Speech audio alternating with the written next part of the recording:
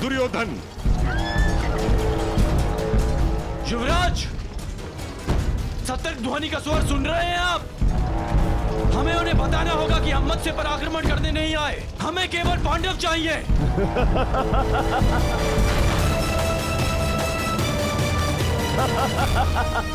मित्र,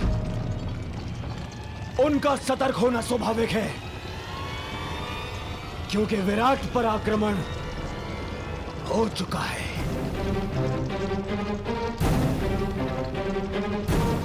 सुशर्मा की सेना दक्षिण छोर से विराट पर पहले ही आक्रमण कर चुकी है।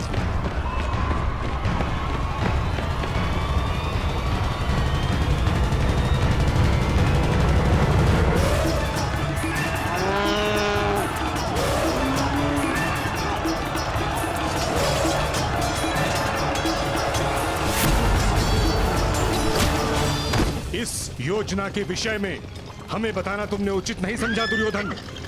मैं हस्तिनापुर का युवराज हूं। मुझे अपनी हर एक योजना सबको बताने की आवश्यकता नहीं है। आज पांडवों के अज्ञातवास का अंतिम दिवस है। विराट नगर के दक्षिण द्वार पर सुशर्मा ने आक्रमण किया है।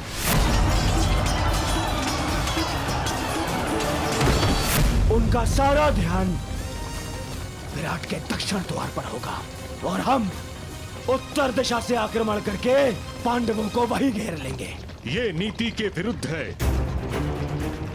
जो राज्य पहले से ही युद्ध में व्यस्त हो, उस पे इस प्रकार आक्रमण करना छल है। ये छल नहीं है, क्योंकि सुशर्मा हस्तिनापुर का ही सहयोगी है। मुझे किसी भी मूल्य पर उन पांडवों को सूर्यास्त से पूर्व पकड़ना है।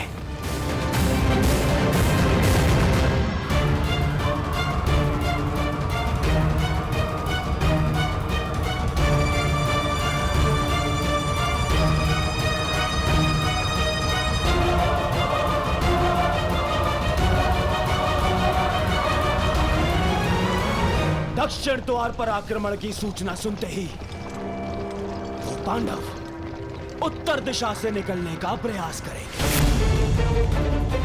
उत्तर द्वार उस दिशा में चले। परंतु उन्हें इस बात का भान तक नहीं होगा कि उनका अज्ञातवास भंग करने के लिए हम वहां पहले से ही उपस्थित होंगे। पहले से ही।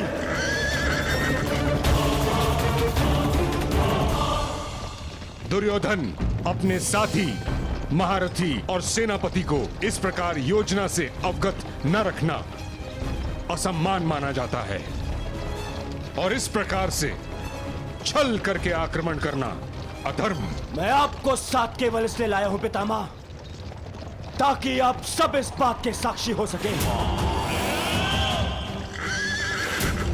कि मैंने पांडवों का अज्ञातवास धर्म सम्मत भंग किया है।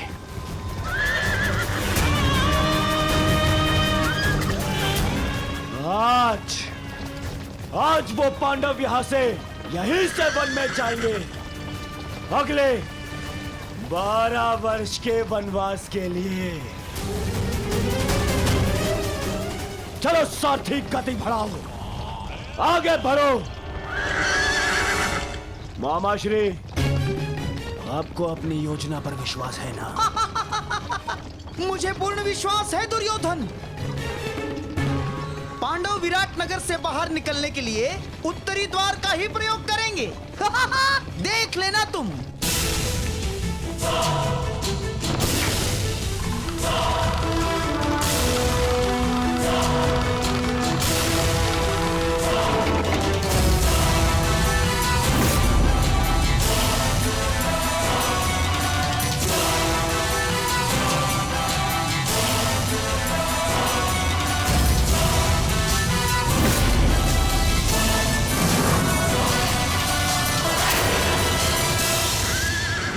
गति बढ़ाओ सारथी, आगे बढ़ो।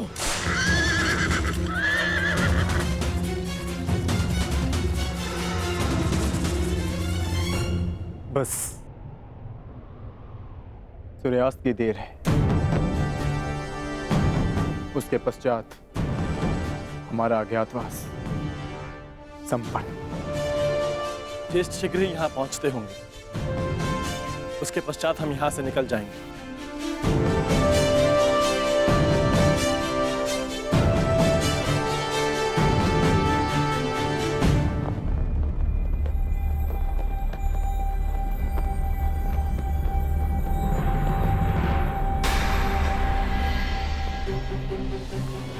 मत्स्य ध्वज को हटाया जा रहा है। हमें शीघ्र ही यहाँ से प्रस्थान करना होगा। नहीं,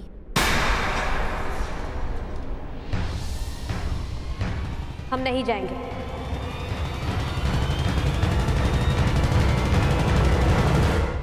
परंतु क्यों? क्योंकि जब हमें 1 वर्ष का अज्ञातवास बिताने के लिए स्थान की आवश्यकता थी, हमने यहाँ पर शरण ली, यहाँ का अन्न खाया है हमने।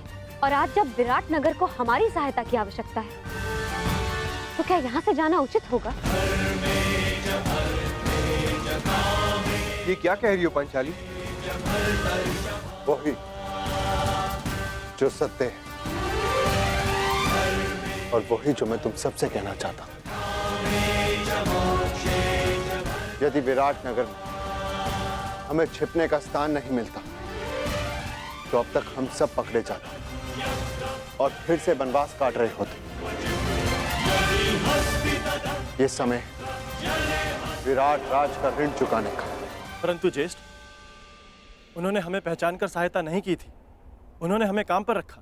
तो इस नाते वो हमारे स्वामी हुए और बिना उन्हें सूचित किए हमारा यहाँ से जाना भी अधर्म है। धर्म? इसी धर्म के कारण हमें द्यूत में हार मिली, इसी धर्म के कारण आपने फिर से द्यूत खेला। परंतु अब नहीं ज्येष्ठ, केवल एक बार हमारी बात मान लीजिए। पांचाली के खुले काले केशों को देखिए, उस प्रतिज्ञा का स्मरण कीजिए जो हम सबने मिलकर ली थी। अज्ञातवास पूर्ण होने के पश्चात हम विराट नगर को फिर से मुक्त करा लेंगे ज्येष्ठ। परंतु उस कलंक से स्वयं को कैसे मुक्त करेंगे आर्य? ये अपने सहायक को संकट की घड़ी में अकेला छोड़ाए हम। यदि जाना है तो जाकर एक बार विराट राज से कह देते। उनको बताना पड़ेगा कि हम पांडव, वीर पांडुपुत्र कायरों की भांति जा रहे हैं।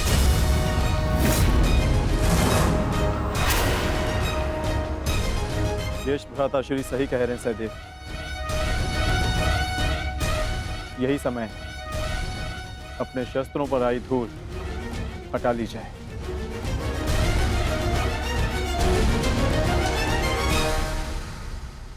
छोड़ो, छोड़ो मुझे, छोड़ो, छोड़ो, छोड़ो मुझे। मैं यहाँ से नहीं जाऊंगी। अपने पिता, अपने नगर को छोड़ के मैं नहीं जाऊंगी। परंतु महाराज को बंधक बना लिया गया है और मेरा कर्तव्य है आपको सुरक्षित स्थान पर पहुंचाना राजकुमारी जी।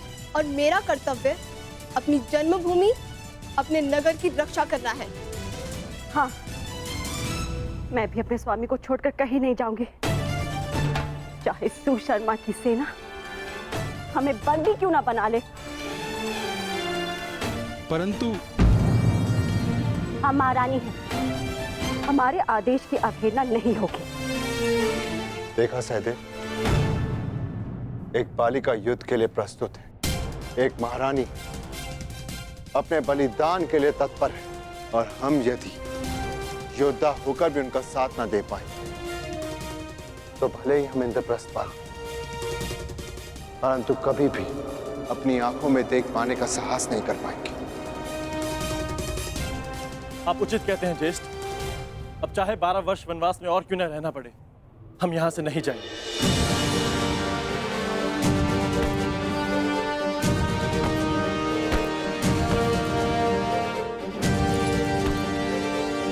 भयभीत होने की कोई आवश्यकता नहीं है माताश्री, मैं आपकी रक्षा करूंगा। मेरे होते हुए राज्य पर कोई कुरुदृष्टि नहीं रख सकता। कहाँ प्रयाण की तैयारी कर रहे हैं युवराज? युद्ध के लिए। ज्ञात है ना, मेरे पिताश्री को शत्रुओं ने बंदी बना लिया है। मैं एक योद्धा हूं, मैं युद्ध करूंगा उनसे, विराट नगर का मान बचाऊंगा। क्षमा चाहती हूँ युवराज, आप अभी बालक हैं, युद्ध कैसे लड़ेंगे? क्यों? संकट के समय में राज्य की रक्षा करना तो युवराज का धर्म है। मेरे पिता मत्स्य राज अभी संकट में, और पुत्र और युवराज होने के नाते ये मेरा कर्तव्य है। निसंदेह युवराज, ये आपका धर्म है, परंतु आपका सुरक्षित रहना भी अत्यंत आवश्यक है।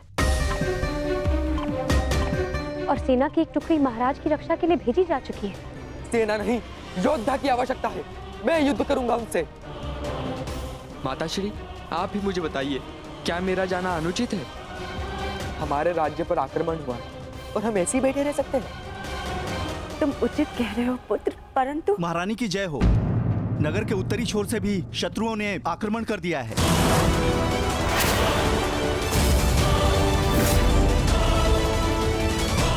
सुशर्मा ने तो दक्षिण दिशा से आक्रमण किया था, उत्तर से किसने आक्रमण कर दिया?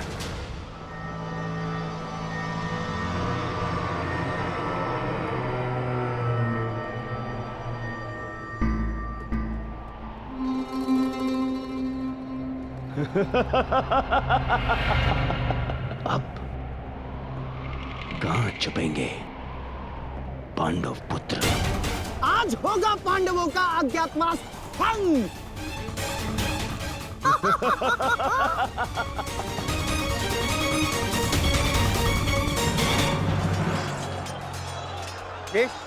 ये तो मवेशी को ले आ रहे हैं।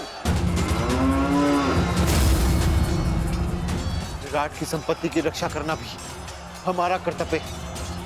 आज्ञा दीजिए ज्येष्ठ।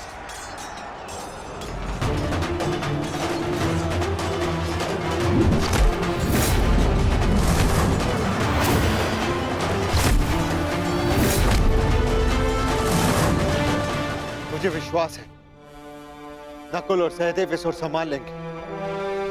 हमें शीघ्र ही विराट राज को खोजकर उन्हें मुक्त कराना होगा। भीम, वो रे विराट राज, शीघ्रता करो। बड़ा विराट राजा बनता था।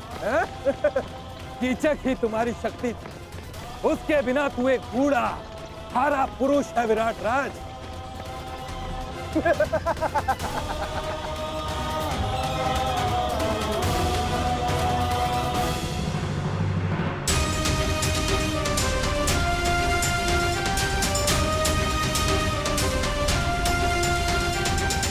उत्तर ने अपने पिता को इस अवस्था में नहीं देखा। यह श्रेयस्कर हुआ। परंतु सुशर्मा के पुत्र उसे जिस अवस्था में देखेंगे भूल नहीं पाएंगे, क्योंकि मैं सुशर्मा के प्राण ले लूंगा। सावधान भीम, संभल कर प्रहार करना। तुम्हारी शक्ति से तुम्हारी पहचान हो सकती है। संभल कर।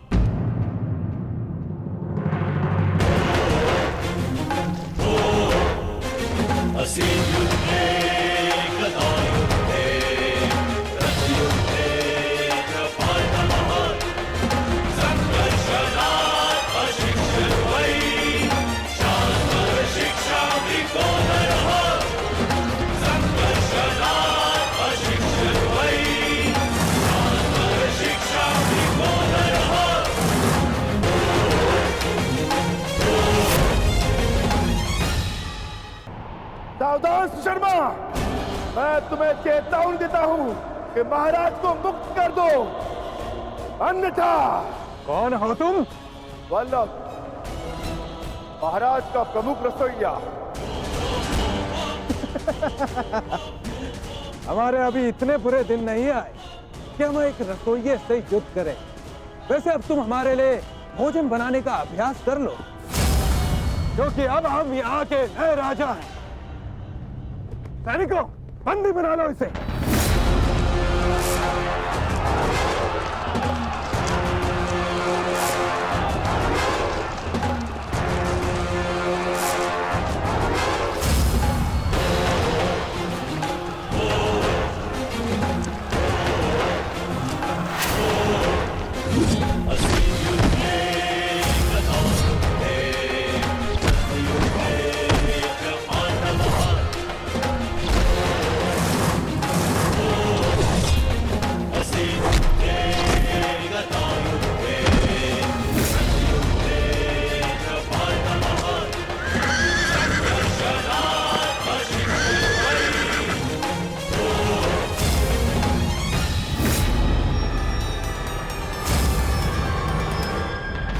हे ईश्वर, दुर्योधन, महाबली भीष्म और अंगराज कर्ण जैसे महारथियों का सामना कैसे करेगी हमारी सेना?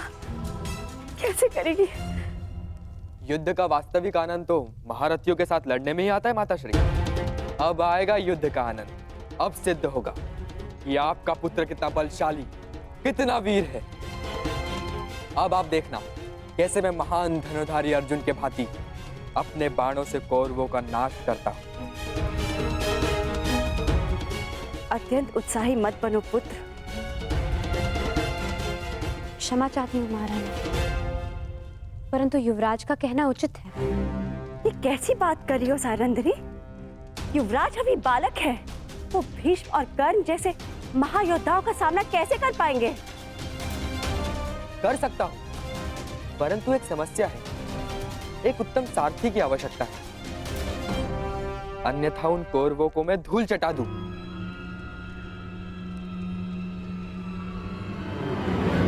प्रतीक्षा किस बात की युवराज? आगे बढ़िए। क्या? मैं बताती हूँ महारानी। बृहनला कुमार की सारथी बनकर जाएगी। क्या? बृहनला एक किन्नर मेरी सारथी बनेगी? अरे ये नृत्यशाला नहीं, युद्ध भूमि है, युद्ध भूमि। वीणा की तार और अश्वों की रास में बहुत अंतर होता है। वहां मृत्यु तांडव करती है। सैरंद्री, तुम इतना मूर्खतापूर्ण सुझाव कैसे दे सकती हो? कुमार, आपने महान धनुर्धर अर्जुन का नाम लिया, इसी कारणवश मैंने बृहनला को आपकी सारथी बनाने का सुझाव दिया, क्योंकि एक समय पर बृहनला अर्जुन की सारथी रह चुकी है। क्या? ये अर्जुन की सारथी? विश्वास नहीं होता।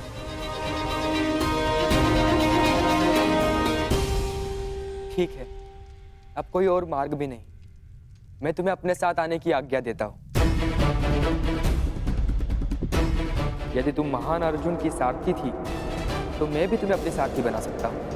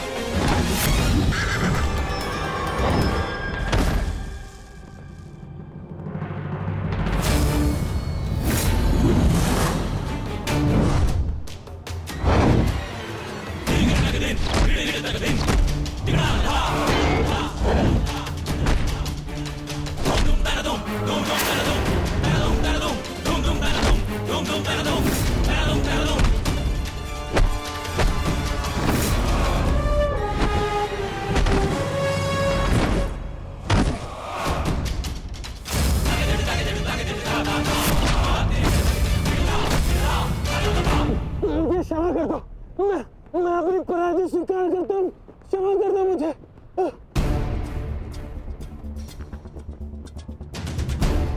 इतने भी बुरे दिन नहीं आए कि प्राणों की भीख मांग रहे एक याचक को निराश करूं। तुम महाराज के दोषी हो। तुम्हारा निर्णय वही करेंगे। क्षमा महाराज, मैं अपनी पराजय स्वीकार करता हूँ। आदेश दीजिए महाराज, क्या करना है इस दुष्ट पापी का?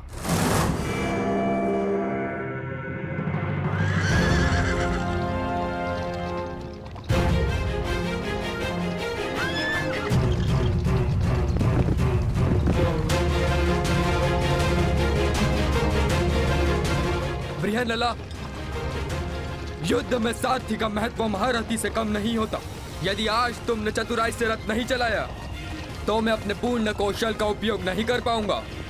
मुझे आज महामही भीष्म, महाबली कर्ण और महान द्रोण जैसे महारथियों को परास्त करना है। और ज्ञात रहे, जिस गति से मेरे बाण चले उसी गति से ये रथ चलना चाहिए। जो आदेश युवराज, मैं प्रयास करूंगी कि आपको नाराज ना करूं।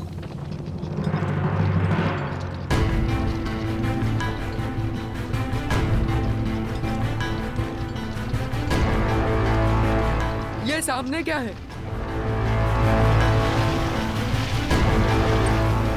रथ की गति बढ़ाओ बृहनलला, मुझे स्पष्ट नहीं दिख रहा है।